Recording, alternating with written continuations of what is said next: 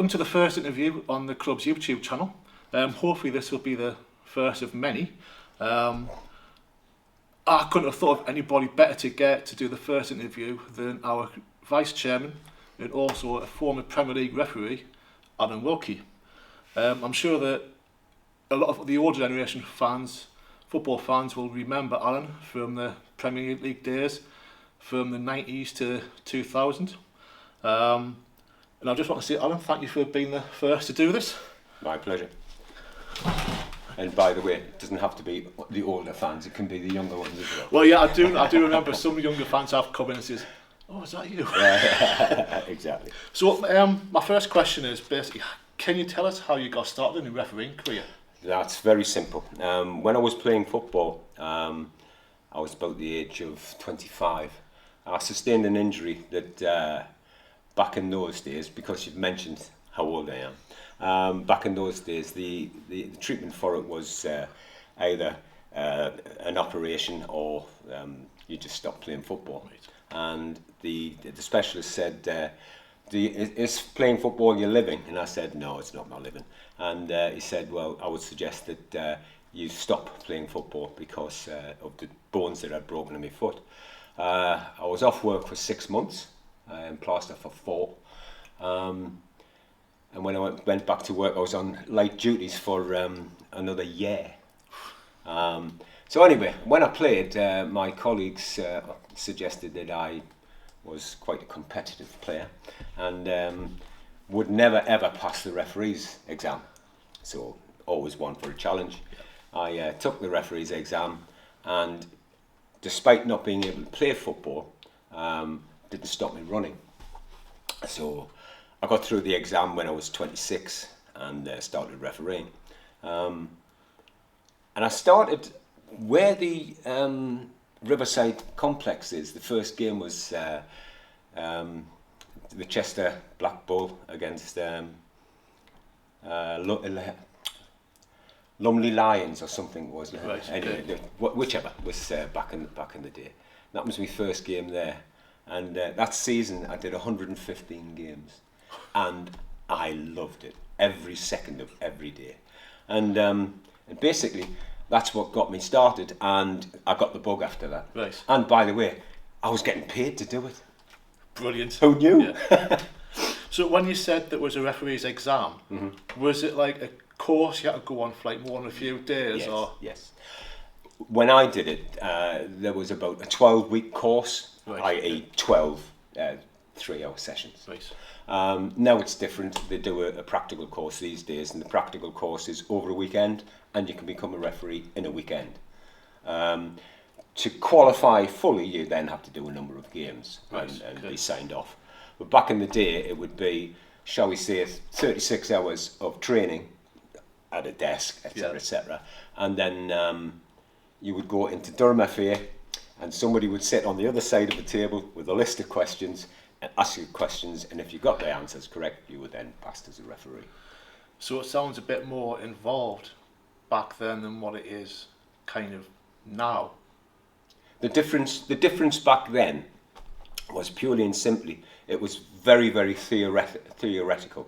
They wanted you to know the laws inside and out. Nowadays, the training of a referee is very much more practical and hands-on. Right, okay. They'll give you the course, and it'll be carried out outdoors, and they'll have a couple of teams of students or older children, and you can referee them while you're being told what to do for positioning, right, etc. I have to say the modern training is much, much better than the training that we had. Right, okay. So then going back to say your first role as an assistant referee, right, in your, when I think was it in the Northern League you did some games as well, wasn't it? As an assistant? Yeah. Yes. Yeah, so going back to say like those days, was there like other referees who've been doing the job for a while, were they giving you advice before and after the games? Or yes. were they just like, it's all about me sort of thing? Or there was lots of both. in fact, I would suggest that there was more of the latter. Right. Big personalities back in the day, big personalities. because there had to be, because the Northern League as was in the 70s, 80s, and then moving a little bit less so into the 90s, the Northern League was, in fact, the best non-football league to learn your trade in.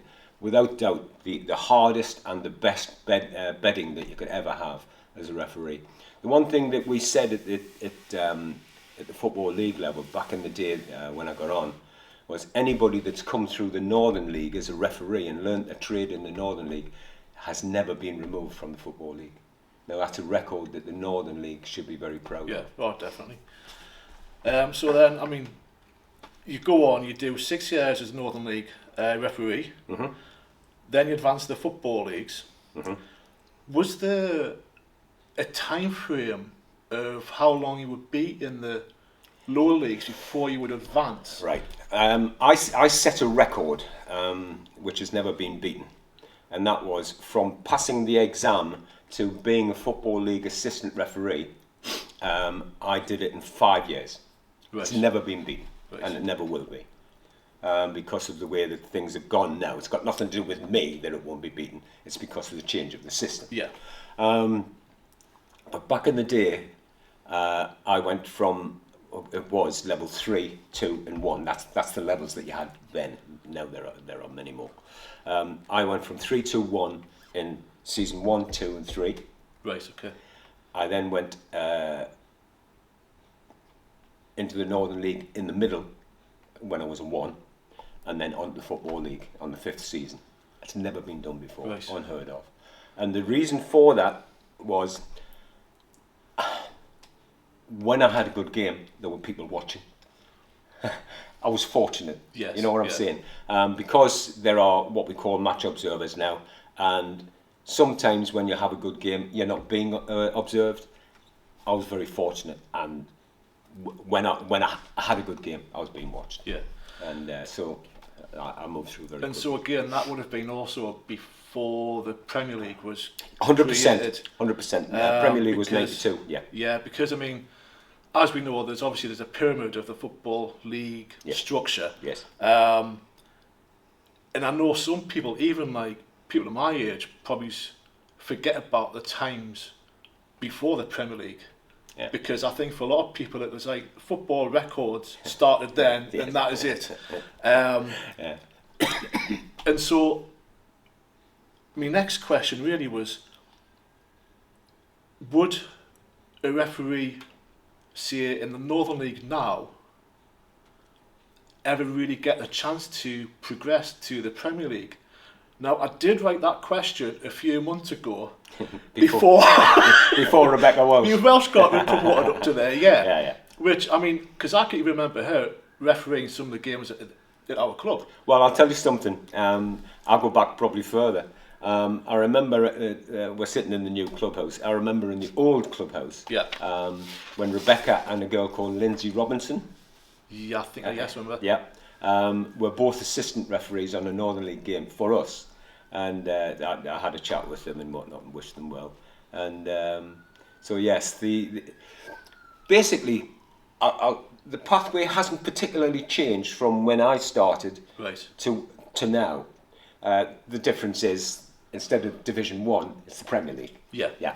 But basically the pathway is very simple.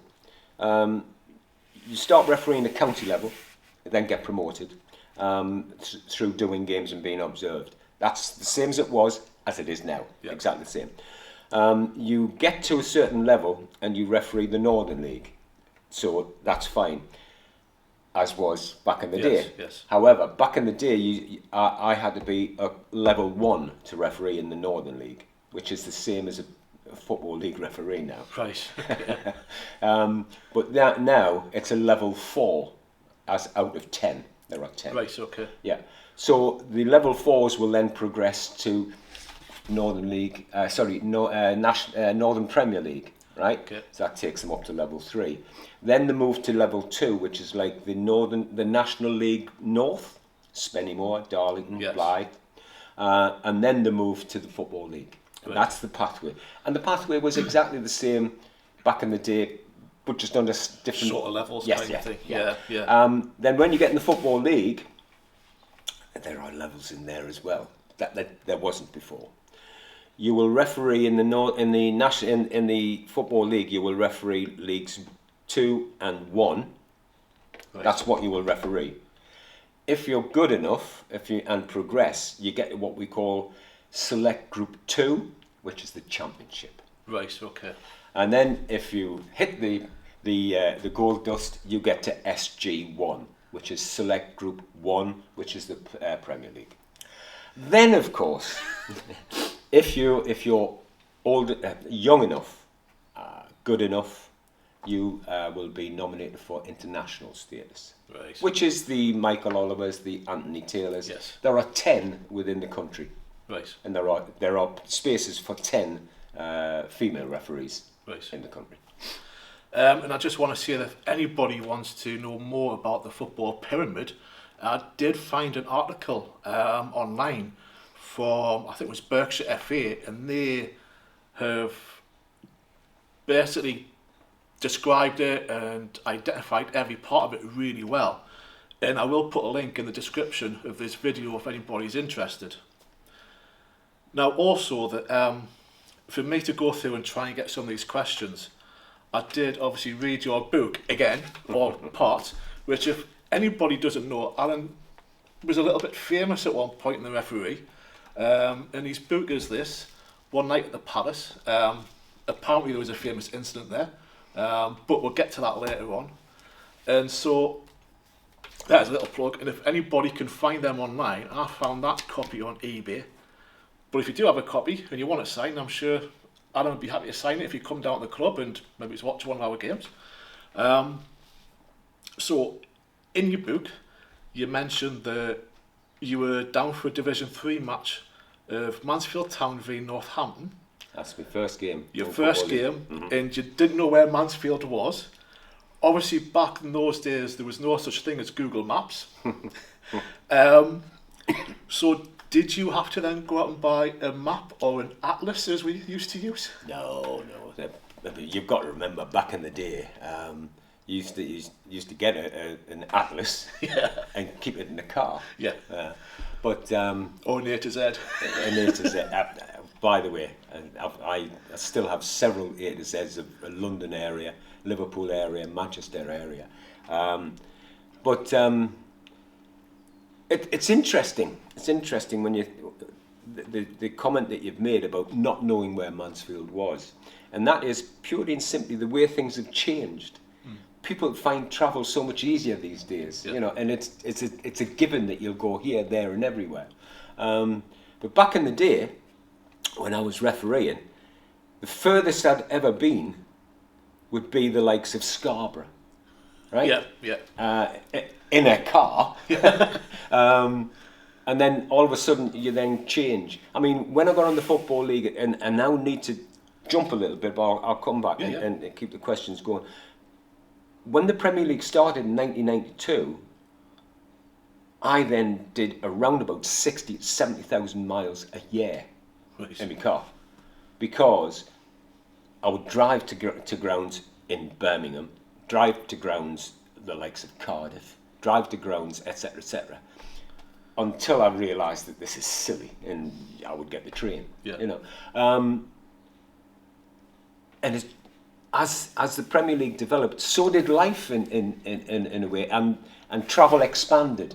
But yes, Mansfield was a mystery to me at the beginning. Yeah. I mean, to be honest, I wouldn't even look at Google Maps and know exactly where Mansfield was.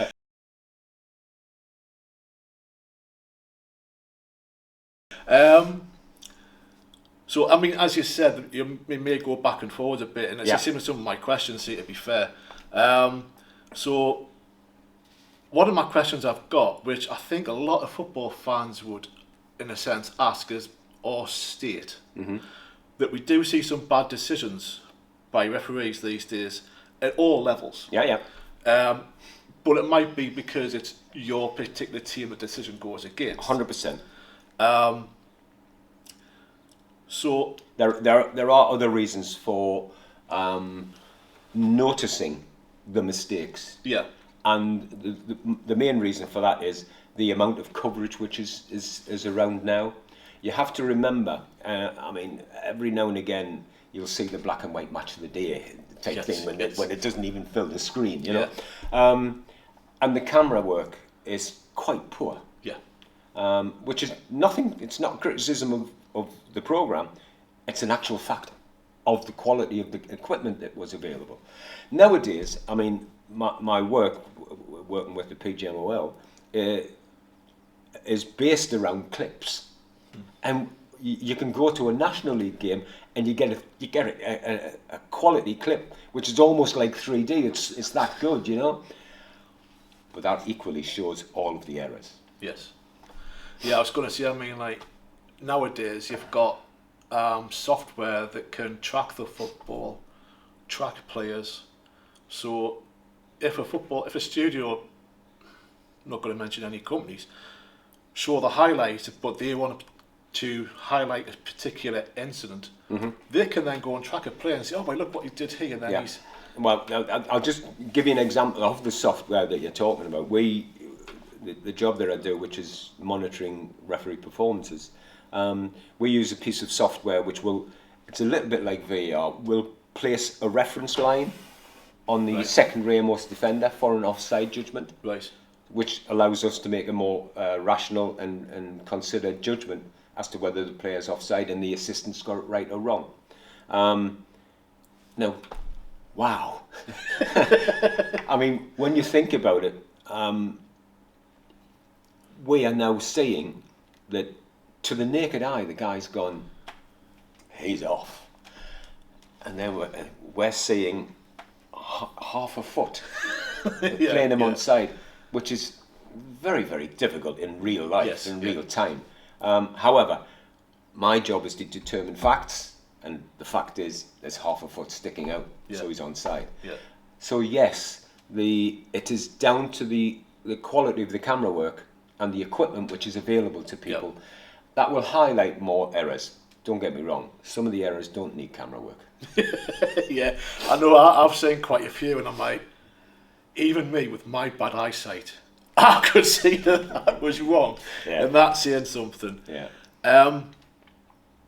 So moving on from that, and there's another topic later on which is very popular these days, but that's for later on. Yeah. And I think you know what we'll make you revert to VAR. Yes. But again, in the early days when you're refereeing, were there any managers that were awkward to deal with, but then on the other hand, some that were you got on really well with? Right. It's very simple. Very simple.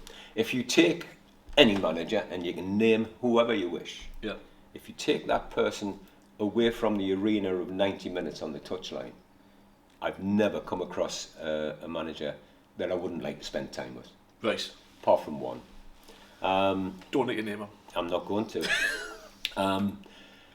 But, and I'll give you a for instance, and I will name the ones in particular. Sir Alex Ferguson in particular, a more charming and amenable person, and I mean giving. Yeah. You couldn't wish to meet. Away from the touchline. Yeah. Kenny Dalglish, away from the touchline, fantastic. I'll give you an example. I was going down to London when I worked for the Football Association, and I got to train at Durham. And obviously I was fortunate, I was able to travel in first class, so I went to first class, and the whole carriage was empty, apart from one person, and that was Kenny Dalglish. So we sat and we had a chat. I think I spoke twice in the 3 hours that it took to get to London, but I listened to a very good conversation. But I have to say, you'll find that most managers are understanding of football and the shortcomings of referees. Yeah. Because let's face it, the majority of referees haven't played football at the level that they're managing. Yes. So there is a shortcoming in their opinion of the knowledge and the understanding of football, but they are accepting of it away from the touchline. Right. And I have to say,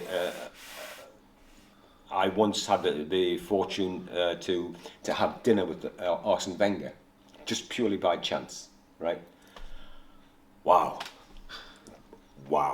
just tremendous. Yeah. Interesting, knowledgeable, humble, which is something which is unusual. Yeah. And just, I mean, wow. Equally, I've had run-ins with Arsene Wenger as many times. I remember one on the FA Cup semi-final, and I was fourth official, and Roy Keane was being dismissed for Man United. It was Arsenal Man United, and Arsene Wenger came across and said he was saying something about, oh, it is terrible, and I just had enough. So I just turned to him and I said, why don't you shut up and sit down, or I'll put you in the stand. Your choice. And he went, oh, okay. And he came up and apologised at the end of the game. Now, that's quality. Yeah. That's quality. Yeah, I suppose, I mean, you get the odd managers like that, they would apologise. So, I mean, again, I mean, going on to even further on, your first season when you ran the line in the European Cup in Marseille. Oh. What was that feeling like to not just to be? You're not going to say that it was the European Cup semi-final? No, I was just going to say the European Cup. Oh, but wait. Oh, yes. Semi-final. Did you feel like you put yourself under pressure because it was the semi-final? No. The thing that I'm going to say might sound a bit strange, but it's actually factual. And when I was talking about it in my book, it was really well considered and thought about. When I went to Marseille, I did not have a single fear in my body about anything to do with football. Now that's naive. Right? Now, but you have to consider, this is 1991 when I went there.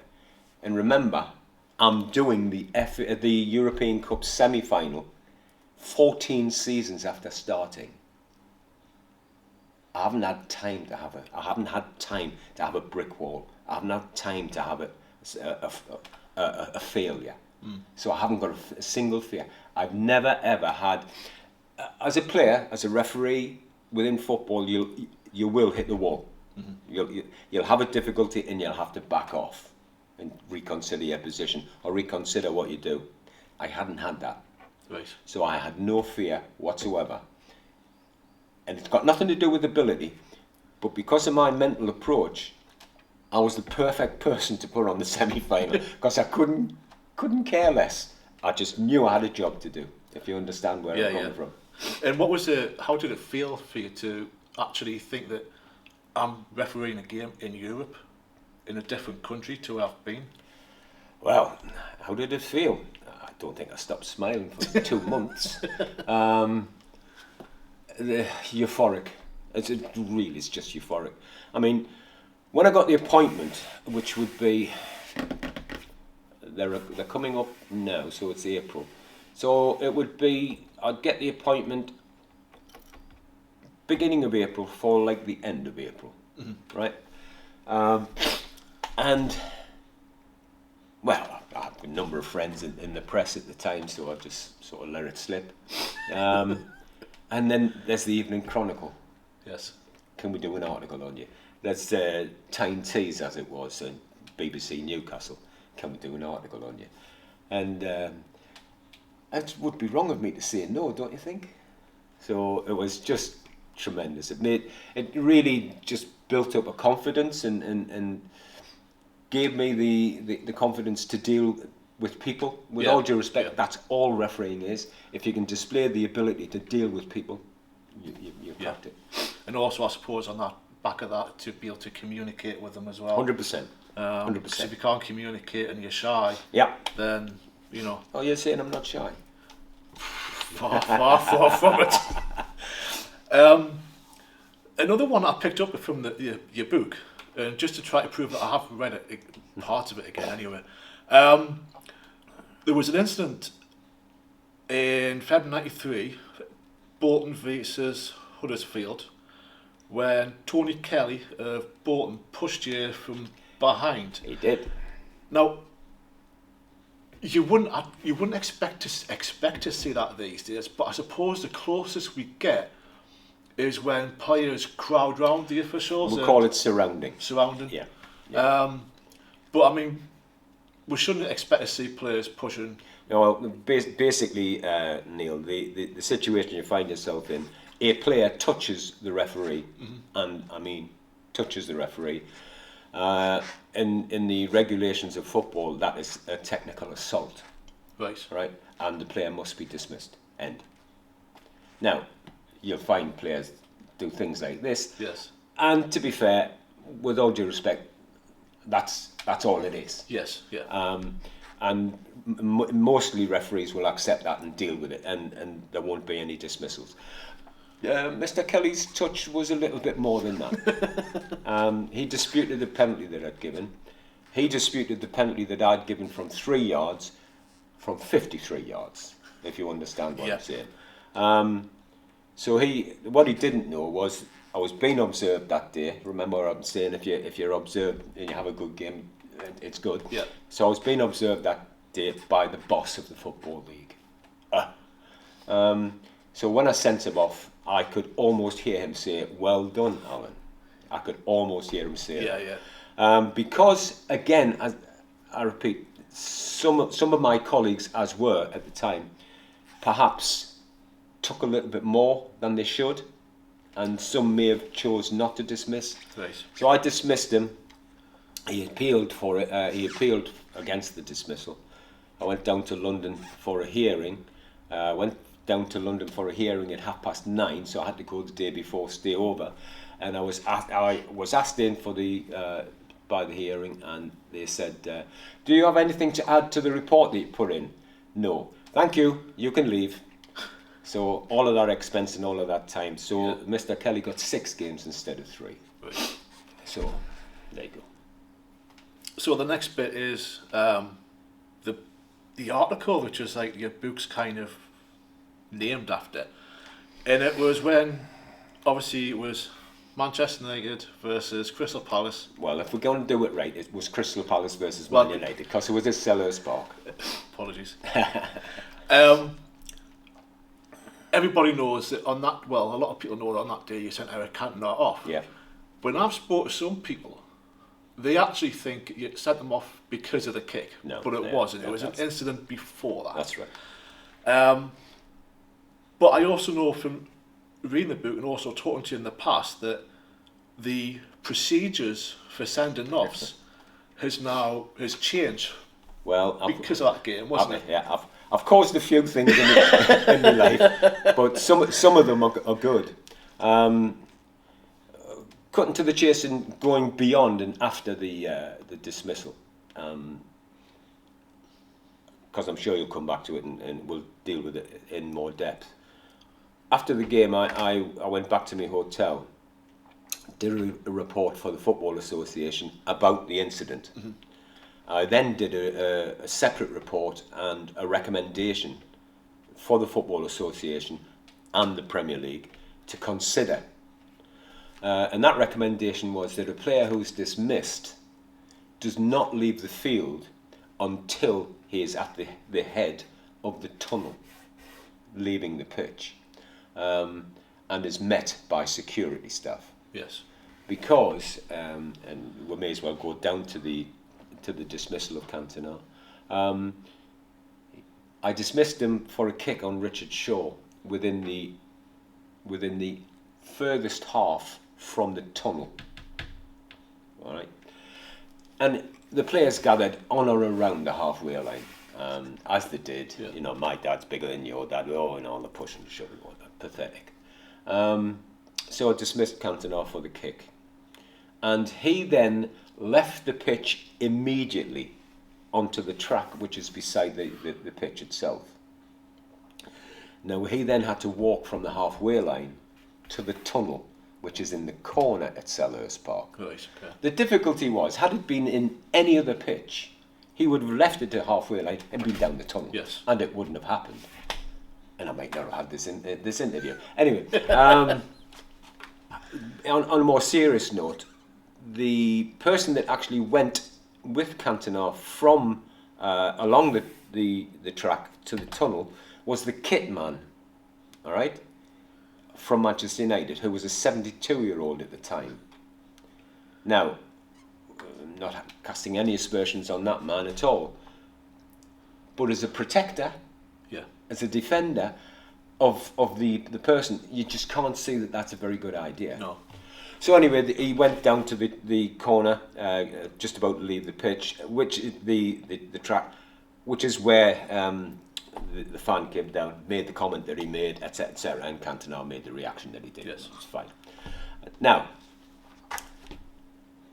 the point I make about the recommendation to the Football Association and Premier League is, had he stayed on the pitch all the way down and been met by security, that fan may well have said what he said, but Cantona may not have heard it. Yeah. Fortunately, for me and for football, that recommendation was put in place for the Saturday thereafter. And the then Secretary of the Football Association took all credit for it, which is fair as enough. they do. Yes. Yeah. I mean, But it doesn't matter. I know that my recommendation actually helped moving forward, and that's all that mattered to me. My next question would be: is really, has there been a particular game that you've refereed that's been the highlight of your career? Ooh. Because I know if you ask a player, they would probably say, some players might say, oh yeah, FA Cup final or World Cup game or whatever. But for referees, it must be different or even more difficult to pick one. Yes. I've officiated at Wembley 4 times. I've refereed and officiated in a boatload of European games, which are just fantastic. But I think the highlight was the most difficult game that I've ever refereed as well, and that was just by circumstance. A referee took ill. If you've read the book, it'll come back to you. Referee took ill, and I got a phone call the day before the game. Are you still free? And as all referees do, and if they say they don't, they're lying. By the way, all referees do. They think, right, somebody's dropped out. Oh, I hope he's okay, but where am I going? Yeah, that's what they think. And I'd already thought about it. I can. As a late replacement, I can get to Manchester, Leeds, Forest. There was one more. Liverpool. Yeah. So it was either Everton or Liverpool. Can't remember. Yeah. But there was those 4 were the ones I could get to. So I says, yeah, fine. I'm free. Where do you want me to go? And the voice at the other end became muffled, and I'm thinking, no. I went, sorry, didn't catch that. Would like you to go to. I says, I'm sorry, John. The line must be terrible. Can you repeat it again or spell it? He says, would like you to go and referee Newcastle versus Manchester City. And there was a long pause because everybody knows I'm a Newcastle fan. Yeah. But I said, fine, thank you, no problem. Phone down. So for the next 24 hours, I'm thinking, oh my God, what am I going to do? Anyway, so I arrived at the ground. Manager of Man City's Brian Horton, and manager of Newcastle is Kevin Keegan. So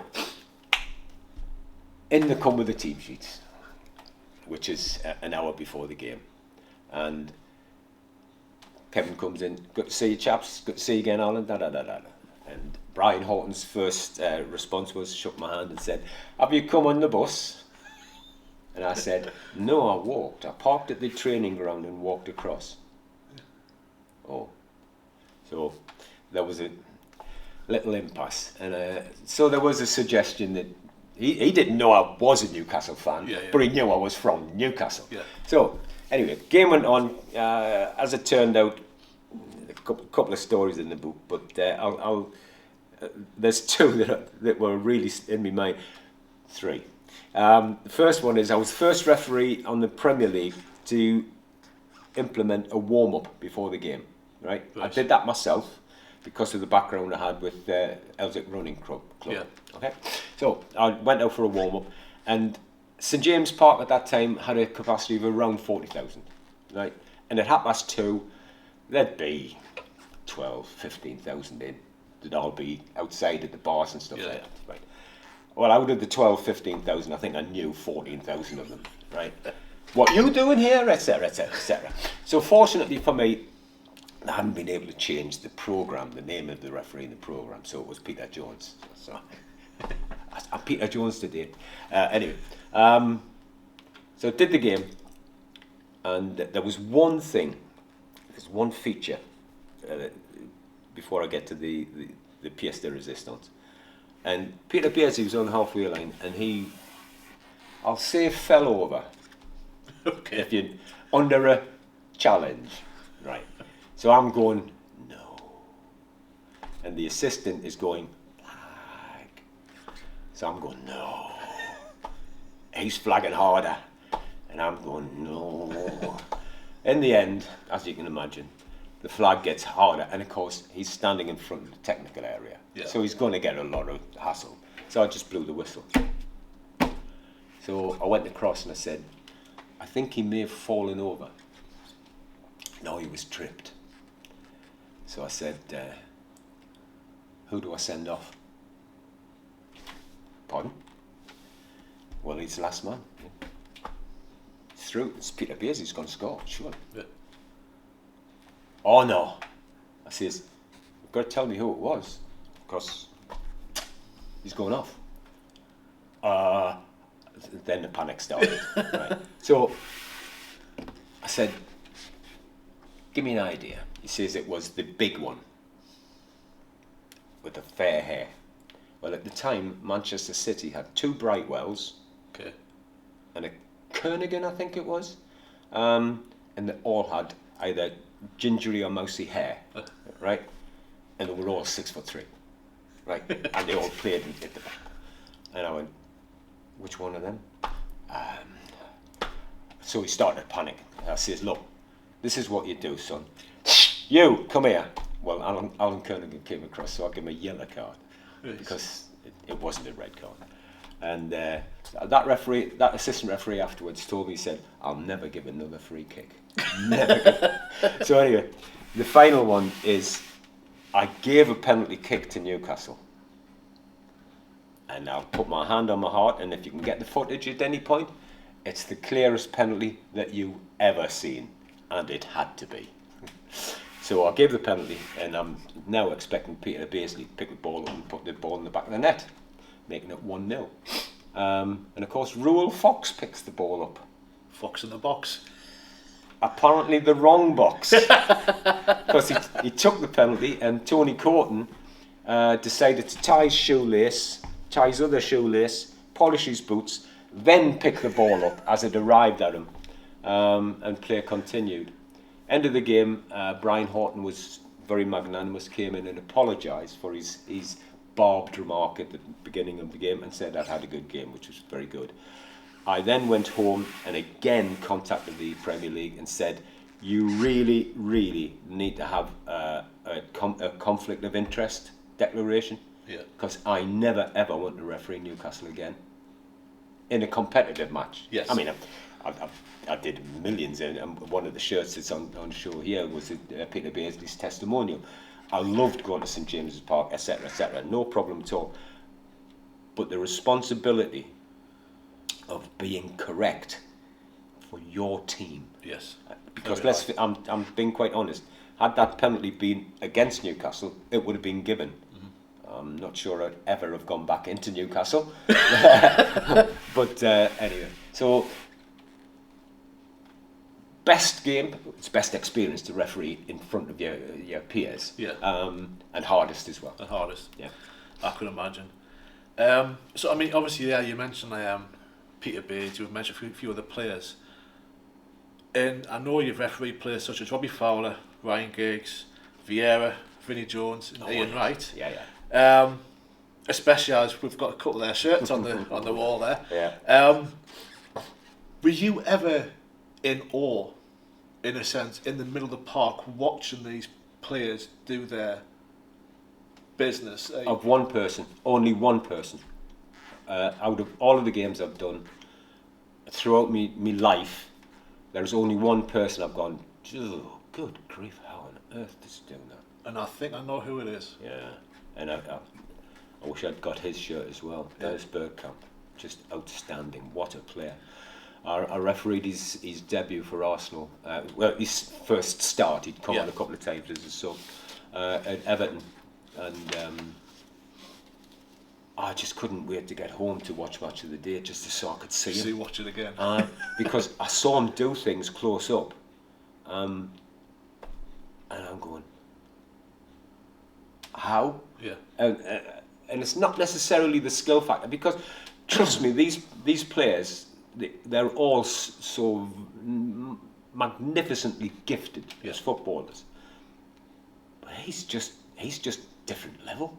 He sees things before he gets the ball, and he sees things before he's moved. And I mean, I tell you what I really, really liked about him is he's got so much silky skill. Yeah, he's got a nasty streak as well, and he's not afraid to put his foot in. He's not afraid to have a tackle or be tackled. Now, for me, you normally find players have one or the other. Yeah. But he, for me, was probably the complete footballer. I mean, I can remember either reading something or hearing an interview with Gaza, and he was even saying, I mean, going off what you've kind of said about thinking ahead, he said that he used to think 4 moves ahead of where he was at that time. Yeah, right. You mentioned Gascoigne. I was refereeing at St James Park. This is as I'm coming through. It was Newcastle Reserves. All right. This is how long ago it was. We got changed in porter cabins at St James Park. Right.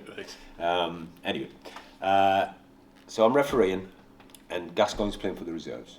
A very young Gascoigne, as you would imagine. Yeah. So anyway, you all right, ref? Aye, okay, son. Aye. Watch this. I says, go on then, what's going to happen? You're standing on a goalpost defending a corner. And he says, nah, just watch. So when the ball comes in, bang, bang, bang, and it drops to him on the post. The next time anybody touched it, they were picking it up out of the stand at the other end, because he'd beaten everybody and hit the crossbar, and it went over the bar. So he says, what do you think of that? I says, you missed. But and that was his response. Yeah. I have to say, he was a lovely kid. Were there any players who were difficult to? Oh, many. And I know that's a really a daft question in a sense. More difficult than others. You mean? Yes. Well, there was a couple that I would probably engage at a distance, and there's some that I would prefer not to engage at all. But one incident in particular was doing Tottenham versus Arsenal, and Teddy Sheringham was the captain of Tottenham, and just for my benefit, you could tell he was talking to another Tottenham player, and the comment went something like, "I shall miss the expletives because of the recording." Yeah. Referees have got no idea about football. They know the laws, but they've got no idea. They probably couldn't even do 5 kick-ups, keepy-ups, you know. So at which point I had the match ball. 1, 2, 3, 4, 5, 6, 7, 8, 9, 10, 20, 25, and then the buzzer went to go out, so I just walked out, and he just went, well, just do your job and I'll do mine, right? So that was a little bit. So anyway, Darren Anderton, whose nickname, I didn't give him this nickname, was Sick Note. Yes, I remember that. Yeah. Was going down the touchline, and Sheringham put the ball to him. Now my comment was meant, if you give him another couple of weeks' time in training, that would have been a good ball. Yeah. Because he'd had another yard. But in the heat of the battle, it came out as, give him another couple of weeks and he'll get that. Which I suppose wasn't particularly very pleasant. And again, the comment was, you do your job and I'll do mine. Yeah. Arsenal are winning 2-0 or 2-1. And it's in about the 93rd minute. And the comment from Sheringham was, how long to go, ref? And I went, you do your job and I'll do mine. And we've spoken very, very rarely since then. But he's one in particular which he has a smiley type of face, but I would suggest that that's the face of an assassin. Right, okay. I mean, also, I want to go back to game when I mentioned Vinnie Jones. Oh, lovely. Because I didn't realise until like recently that I actually enjoyed watching Vinnie Jones playing football. Mm-hmm. Back then, when he didn't play for your team, you absolutely hated him. Mm-hmm. But back then, when you were like refereeing him in the games, did you ever think, oh, he's going to be a Hollywood actor, him? Only when he fell down. Right. The interesting thing about Vinnie Jones is because he's the figurehead of Wimbledon at the time. Yeah. It's the Wimbledon story that you need to be aware of. Yeah. Right? And he typifies and is the complete focal point of the Wimbledon story.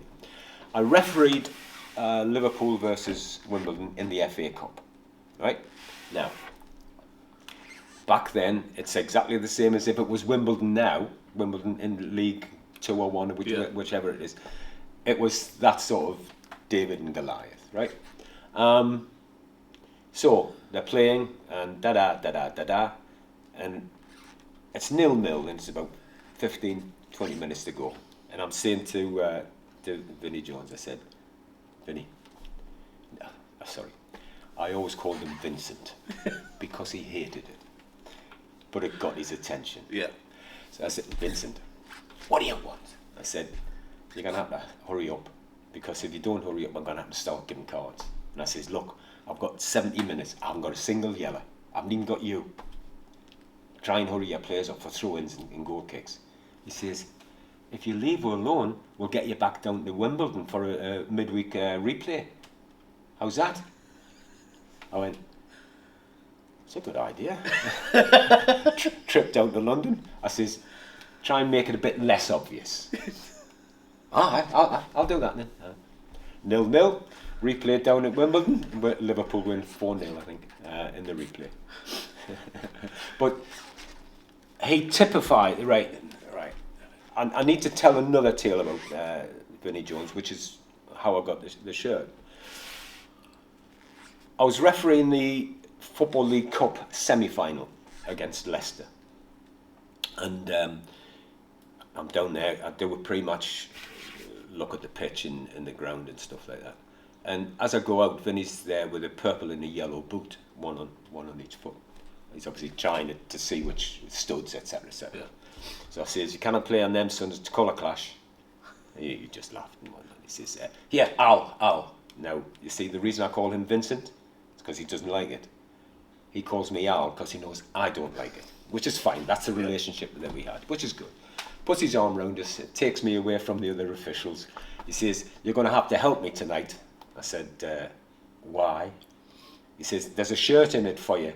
I says, oh joy, why? He says, well, if I get a yellow tonight, I miss the final. I says, a couple of things there, son. One, you have to win to get in the final. And two, the caution is down to you, not me, you. What do you mean? I says, if you listen to everything that I say, everything, you'll not get booed. I'm telling you. How's that? I says, because I'll be standing in your shoes all night. Why is that? I says, because I want you to get to the final, son. Anyway, as it turned out, there was one caution in the game that went to extra time, and that was Mick Harford, who had come on for Wimbledon and flattened Casey Keller, which is what he was sent on for as a substitute in extra time, to flatten Casey Keller. That was the one caution. No caution for Vinnie Jones, and Leicester won. So, at the end of the game, off he went, straight off. So anyway, at the beginning of the next season, happened that the first game I did was Wimbledon versus Sheffield Wednesday. Now it's Selhurst Park seems to be there and thereabouts. Yeah. Selhurst Park, the tunnel's very, very tight. So Sheffield Wednesday have come out, and as Wimbledon always did, they were always late, etc., etc. So anyway, out to come, and out the head of the tunnel, and it was a throwaway remark, and all I said was, you're a fine one, where's me shirt? Just a joke. Yeah. And the penny must have dropped, and he went, forgot, I promised. So he took his shirt off in front of the Sheffield Wednesday players and gave it to me. I just said, wrong place, wrong time, son. Yeah. So he says, oh, don't worry. So he moved back, opened the referee's room door, threw it in, shut the door, and got another shirt. Yeah, you couldn't write it, could you? No. However, the nice thing was, and again it's up on the wall, I got the shirt off Neil. Lennon? That's it, Neil Lennon. Don't ever get old. Neil Lennon, because that was the battle that I was monitoring. A fantastic photograph I've got at home of them both going in like that. Right. That's a foot, and that's a foot, going in like that, and I'm standing over the top of it looking like that. I did that for 99 minutes and then another half hour of extra time. And neither got a yellow card, and both were congratulatory to each other at the end of the game. And that's football. Yeah, yeah. So, I mean, we're coming to the end of the questions about your career, and then we're going to go on to some questions about our football club here. Yeah. So the one I've left for last is that little devil on the shoulder, VAR. Yeah. Okay, so I mean, we all know it was said was being brought in for clear and obvious errors. Yeah.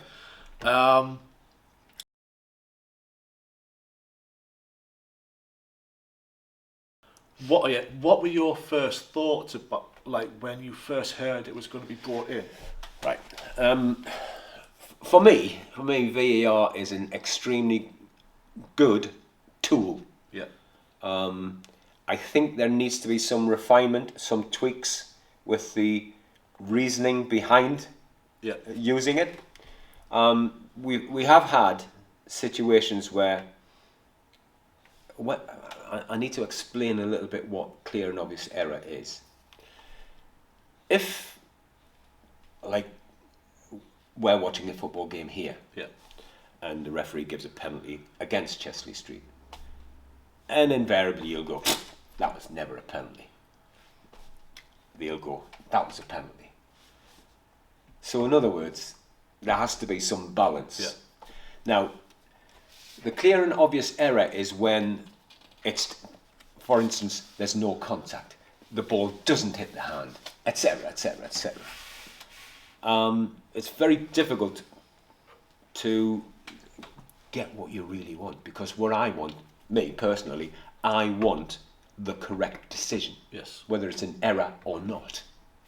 I think if you're spending £200,000 on every ground for the cameras, I think you should be able to get the right decision, whether the referee's almost correct or not.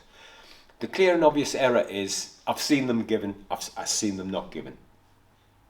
That's not right.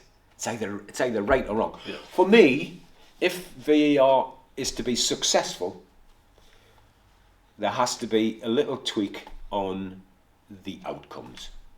At this moment in time, I don't see it. I don't see it happening, because the powers that be do not want the game to be re-refereed. Well, sometimes it needs to be re-refereed, which is not, again, it's not having a go at match officials. It's angles. It's what we said right at the beginning of the interview. The technology and camera angles and the clarity of the cameras work now is such that why not use it? Yeah. I mean, when I first heard of it coming in, my first thought was, because I also enjoy cricket, it was like, oh, it's going to be similar to the DRS they use in cricket, which is like extremely good. But then and you see the full description on the TV if you watch on TV. You even see it on the big screens in the grounds. Yeah. And you get to know what's going on. But with VAR, it's almost like a secret society. And it has to be a secret society, as your words, because they're discussing clear and obvious errors. That's what they're doing, and they obviously don't want to open it up to other people's opinion, and that's the reason for it. VAR will be fantastic when it is broadcast as it's happening. Yeah. You can hear what they're saying. Yeah. So that there's no mix-ups. There's no, oh shit, the game's restarted. Ah, la la la. Yeah. And you get the correct, i.e. the outcome which is correct for the game. Now, fine. The next thing is the autonomous assistant referee. Have you read that? That's coming in as well, which is now it's a bit like a camera that recognize you trigger a camera and it takes an image when you're offside.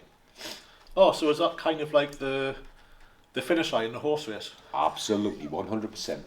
Wow. What that means is they're spending another £200,000 per ground, putting extra cameras in, and I believe, and it's just I believe, that they're trialling it between now and the end of the season. It's not in effect yet. It's in effect in Germany. Is it going to be at the Grand National? Is that what they're going to play? I think somebody pulled the plug. I've honestly not heard of that yet. No, it's literally just happened today. Oh, right, okay. Oh, well. Hot off the press. Absolutely. Which by the time this comes out, it'll be a bit old news. History, yes. Yeah. So if we look now at our club, Chelsea Street Town Football Club. Yeah. And I'll start off with the youth section, which is currently in a rebuilding stage. Yeah. I mean, we currently have under 10s girls, a Wildcats programme going on, and we've got two boys under 16 teams. But then for next season, there'll be the Wildcats, Towns Techers, which is for children in reception and school year 1. There'll be an under 7 boys and under 7 girls team, under 8 boys, under 9 girls and under 11 girls. Then the 2 under 16 boys teams will be the under 17s.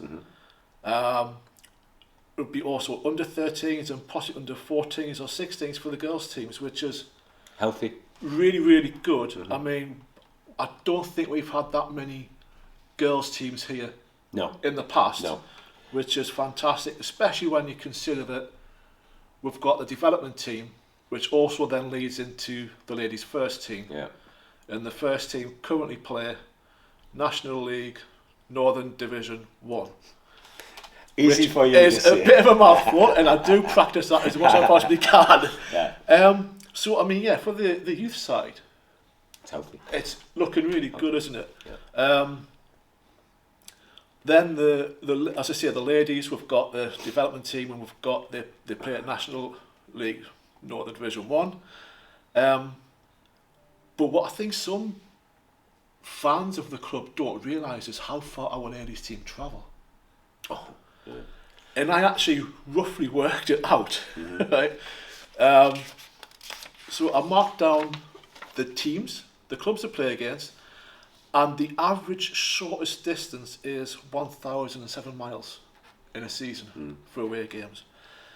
And if you also look at some of the teams they play against, and I'm going to mention the ones which are like not normally non-league. So Hull City, Middlesbrough, Barnsley, Leeds United, Stockport County, Doncaster Rovers. I think they're Division 2. Doncaster, yeah. And we've got Chorley. Then we've also got progressive teams like FC United and Manchester, York City. Well, York City are National League. National League. Yeah. So I mean, so basically, what you're looking at is you're looking at ladies' teams who are attached to professional clubs. Yes. Chorley, National League North. Yes. They're a professional club. And obviously, by professional, I mean the players they're getting paid. They get paid. Yeah. Contracts. Yeah. 100%. 100%. Which for ourselves, and there's a couple of the clubs there in the league, like Durham Sestri and Durham Sestri are attached to a professional women's team. Yes, yes. Durham ladies, Durham women, who play in the championship. Level tier 2. Tier 2. Yeah. However, I know the manager of Durham ladies very well, and I'm sure he won't mind me mentioning that when they were a season or two ago, maybe 3 seasons ago, when they were pushing for promotion, as in a position to go up, one of the obstacles that was in their way was that they had to provide details and proof that they could have an income of £1.5 million. Well, as much as we like to think that we're doing well at this football club, we ain't ever going to be anywhere near that. No.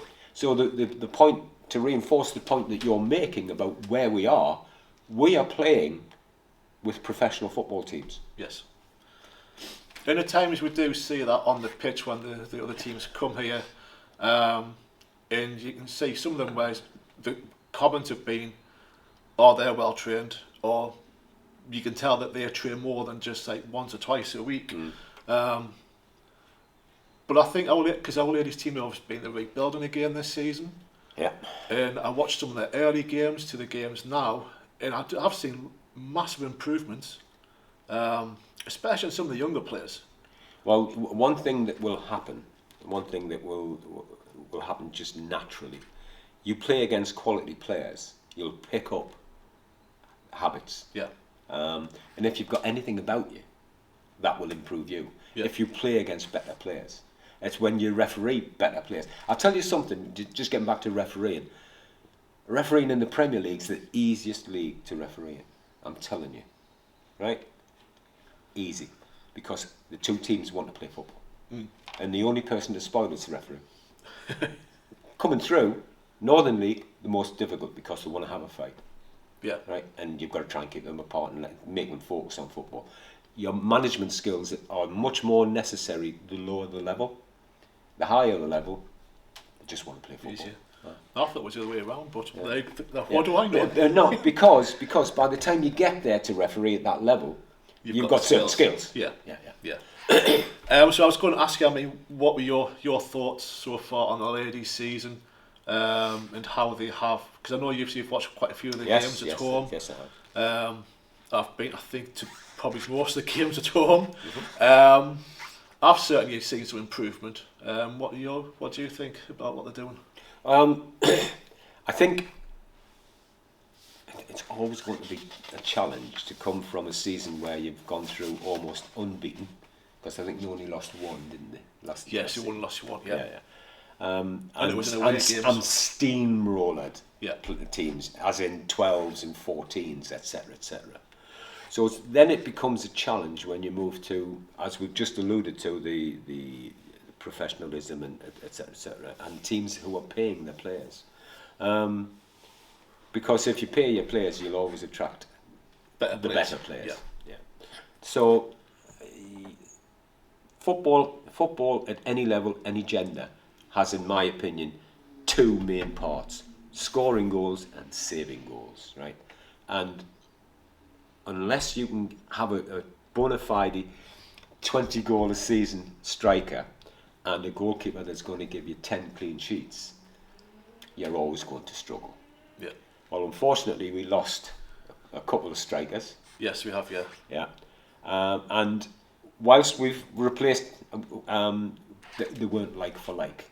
So there's one of the issues. Goalkeeping, the challenge is you're now up against better forward play. Yeah. And they will always challenge goalkeepers unless the goalkeeper is the next level. So, and by the way, that's not laying the blame on the scorer or the goalkeepers. It's just a point that I'm trying to make. I think they started off a little naively that we've beaten teams 12s and 14s and we'll be all right. And I think they've grown into the season, and I actually firmly believe that if they get a result that we hope to get this weekend, I think they'll be all right and stay in the league. Yeah. I really, really hope they do, because I think the lessons that they've learned this season will stand them in really good stead for next. Yes. And the ideas and the thought processes that the ladies management side have, because I talk to the Mark Kelly, the lad in charge, regularly, they are very good, and they're all determined by staying in the league. Staying in the league will also generate and move the programme to improve the ground, because we've been ground graded and given some guidance as to what we need to do to reach the standard which is required, and it's all determined by staying in the league. Yes.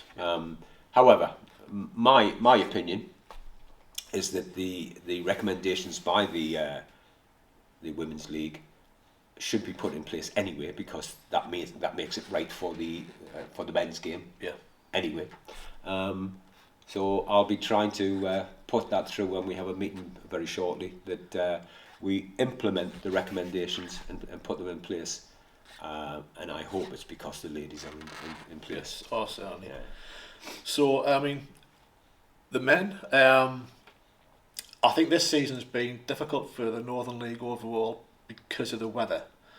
And I think it was just the other day that the FA have finally decided that the clubs can have a little bit extra time to finish the league this season, which is good because they concentrate on the playoff dates. Basically, the problem there, Neil, is that the FA have committees that meet to put successful teams and unsuccessful teams, the ones who are relegated, into various leagues, because it's now not just up. Sometimes it's up and across. Sideways, yeah. And they have dates to do this because of printing regulations, get things in place, all sorts of stuff which is the stuff of magic, you know. And of course you can't have an extra day because the stuff of magic won't allow you to do that. The biggest thing that needs to be considered when you think about the extending the season and whatnot is, I saw an email a couple of days ago, and Kevin Hewitt, the secretary of the Northern League, has rearranged 1,006 games this season. Massive amount, that. 1,006 games. Yeah. He's rearranged one of ours 4 times. Yeah. Yeah. And another one 3 times. And their away game. And that's only 2. That's only 2. So yes, he's equally, the Northern League did not have any cup competitions this season. Yeah. Purely and simply because of the difficulties that we're having with the rain, etc., etc. So yeah, it's very challenging. It is. I mean, of course, at the moment the men's team, if I'm right, are around about 7th, 8th in the league. They're not far off the 5th place for a playoff spot. But I think it also depends around some of the other teams around where we are. Right. Right. I've used my crystal ball several times, and by the way, it's obviously not plugged in. And you're right. This is how I see it. Right. We now have 6 games in 12 days. Yes. Right. Now, they're all winnable. Mm-hmm. Of course they are. If we 3 of the 6, that's 9 points. That would give us 69 points. Mm-hmm. If we then draw the other 3, right, against teams at the top, as in 1, 2, and 3, right, because by that time Blythe will have been guaranteed their promotion.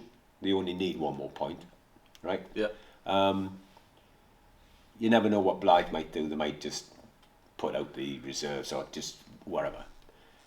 Blue Star and Bedlington will know that they are bona fide in the playoffs, and they may well be looking after certain players. Make sure, okay. And that's me hoping, of course. Yes. So that would give us 72. Now that then, even 72 is probably going to be scraping it. So we have a possibility. I'll go back to what we said to when we interviewed the manager when he came in. This is his first full season. Yeah. What we said was we certainly don't want to be looking over our shoulder at the wrong end of the league. And he's done that for us. Yeah. There's no doubt about that.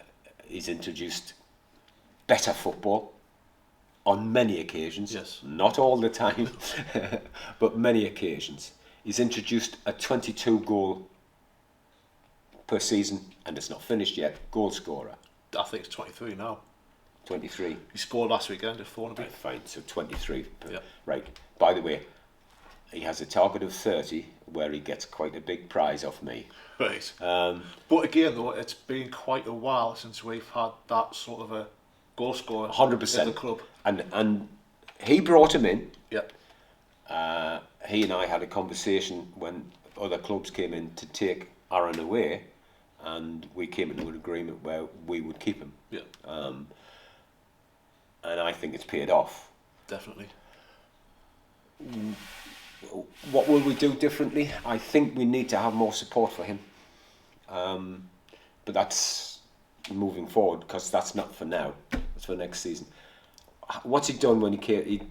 The manager's a bouncy character. When he's on the touchline, you can see there's a vibrancy in the passing of information to the team.